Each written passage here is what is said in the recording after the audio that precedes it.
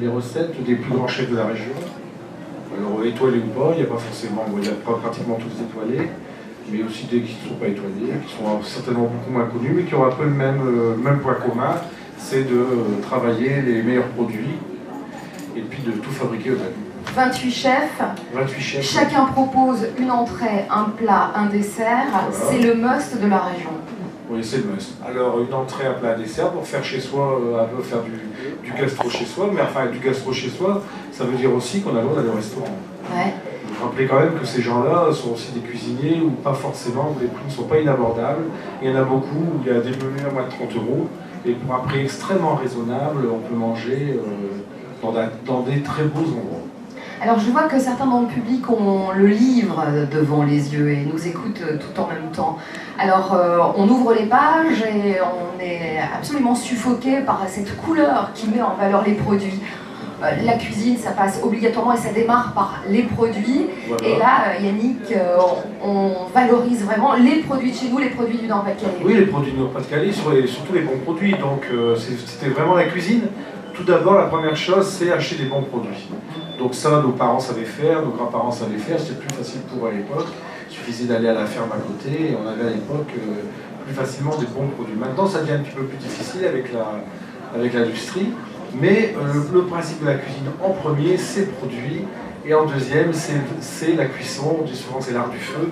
Donc déjà, savoir acheter un bon produit, et savoir cuire, c'est déjà une première chose. Voilà. Déjà, il est vivant. On se confronte au grand chef, mais il y en a pour tous les savoirs. On peut démarrer avec beaucoup de simplicité.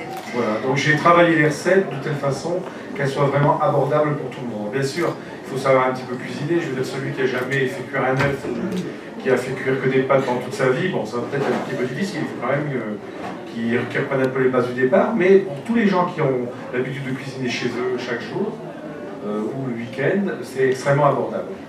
Yannick, j'aimerais bien qu'on parle quand même avant tout de votre histoire. Vous venez d'une famille du cirque, vous avez eu la transmission de la cuisine, l'amour de la cuisine qui vous vient de votre papa. Quelques mots pour qu'on sache à qui on a affaire. Voilà, c'est-à-dire que quand on interroge un petit peu les cuisiniers, ce qui est amusant, c'est quand on leur dit « Parlez-nous d'un grand plat, quel est le plat de votre enfance ou quel est le plat que vous pouvez nous proposer le plus extraordinaire ?» Souvent, ils vont chercher des plats de l'enfance, une daube, un vrai cassoulet, voilà. Ils vont chercher des choses extrêmement simples qui se souviennent que leur maman ou leur souvent c'est une grand-mère. Et moi c'est un peu la même chose, mon père était restaurateur à Douai et c'était lui qui faisait à manger à la maison, ma mère faisait absolument pas à manger. Et c'est vrai que le soir c'était quand même, on était plutôt le week-end, mais c'était quand même, on avait intérêt à aimer, hein, sinon on était originés. Et puis vous êtes chroniqueur à WEO, chroniqueur aussi dans le magazine Nord-Ouest, et vous avez un contact donc tout particulier avec les chefs de chez nous. Et puis je suis aussi clown, donc... Exactement. Voilà, donc ma chronique dans Nord-Ouest s'appelle la chronique d'un clown gourmand. Et voilà, je parle pareil, je fais pas de livre. Et donc je vais demander bien sûr à Marc Laurent en premier, un petit peu, même si je le connais bien, un petit peu timide, il a accepté tout de suite. Et ensuite les autres ont suivi, il y a Eric Desrues qui est dans la salle, j'étais très touché qu'il accepte, et aussi Steven de la laiterie. Ils ont tous accepté. Voilà. Alors l'idée c'était, on passe un moment avec vous, grand chef que vous êtes, voilà. Et vous mettez pratiquement à la portée de tous votre savoir-faire, vos recettes. Voilà. Est-ce que vous les avez contactés avec une demande particulière ou est-ce que vous avez laissé, leur avez laissé la bride sur le cou? Alors moi j'avais un cahier des charges mais je ne l'aurais pas dit. C'est-à-dire que j'avais fait une liste un peu de produits que je voulais absolument revoir pour que le livre soit équilibré. Je ne voulais pas avoir 28 turbos ou 28 coquilles Saint-Jacques. En général, ils sont très coquilles Saint-Jacques. Mais en fait, ça s'est fait extrêmement naturellement. Ils se sont un petit peu contactés entre eux. Et puis naturellement, comme le livre suit aussi les saisons, c'est-à-dire que comme le livre commence fin d'automne et termine au mois en été, donc il suit vraiment la saison. Vous verrez que tout est... Maintenant, je suis devenu très feignant et je mange qu'au restaurant.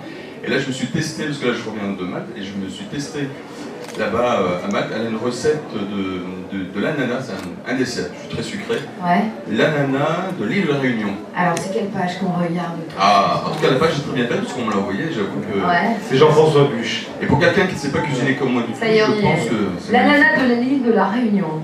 Oui. Pour 4 personnes. Je ne sais pas si c'est le résultat. Je ne sais pas si j'ai eu le résultat voulu au goût, mais en tout cas on m'a dit que c'était bon.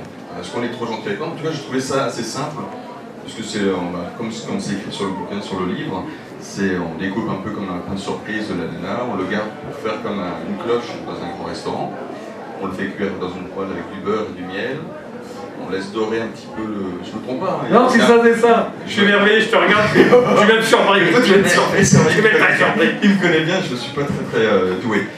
Et j'avoue que j'ai pas fait cuire la nana, parce que ça ne se cuit pas, on le réchauffe un petit peu pour que ce soit un petit peu plus moelleux.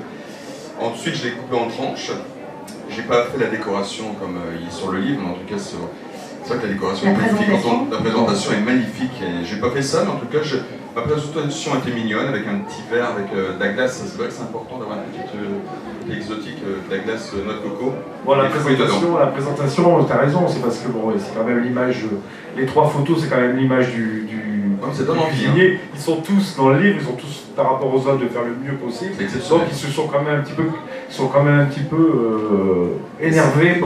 Avec la photo, il paraît que c'est difficile, mais c'est quand même pas difficile. On n'est pas obligé de faire la même, on n'est pas obligé de présenter exactement de la même façon.